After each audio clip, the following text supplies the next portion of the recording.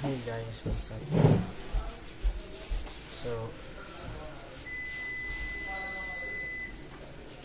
for today's video guys, maglalagay na tayo ng pulpo bago tayo magsimula. Ayan guys.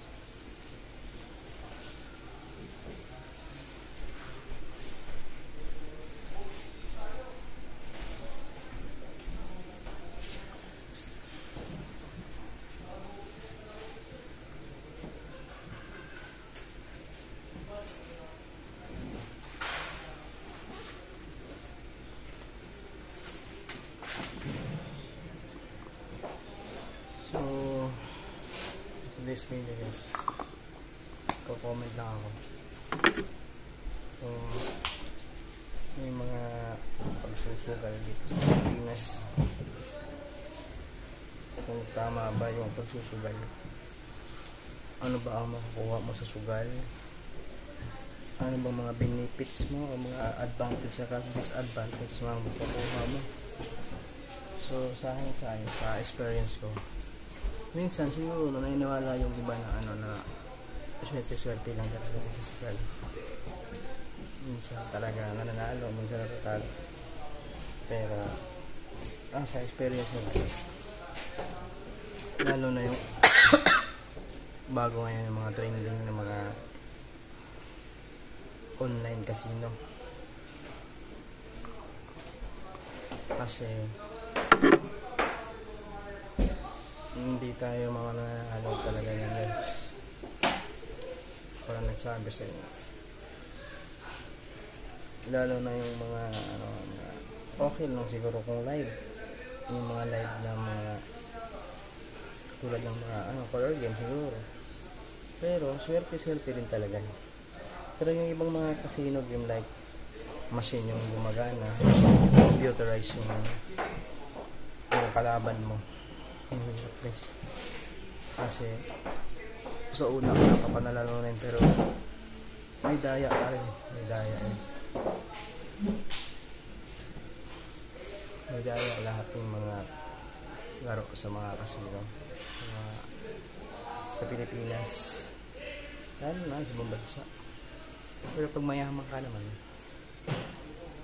okay lang sa'yo kung magsugal ka ng magsugal, tukal mayaman ka naman. Pag naubos pera mo, hindi masakit sa'yo. Pero mahirap ka na, susugal ka pa, pag naubos pera mo, masakit. Kasi yung instead na ibibili mo siya ng mga needs mo, kunwari bibili ka ng bagay na kailangan mo sa araw-araw sa buhay, pagkakitaan mo, mas matatalo ka, sayang. Pero kung panalo ka, swerte mo. Pero yun nga, sabi ko, swerte lang. At saka sabi ko nga, madaya talaga casino. Based sa experience ko lang ito, hindi naman siguro lahat yung mga tao na naging na-experience sa akin. Kasi once na kasi magsimula ka ng magsugal, hanapin mo na yan guys. Kumbaga maghahanap ka ng pera, yung pang susugal mo. Parang babae lang, maghahanap ka ng pera pang babae mo, para human lang. Bisyo yun guys, bisyo. Sobrang bisyo yan. Lalo yung bisyo yan kasi pera na yan. Kung mayroon tayong bisyo sa pera, yan yung pagsusugal. Mayroon tayong bisyo sa babae, sa relationship, yan yung pagbabae o panlalaki. Mayroon tayong bisyo sa health, yan yung mga sigarilyo, inom, droga, lahat naman guys pwede yung kasira ang buhay mo kapag na-addict ka na sa isang bagay.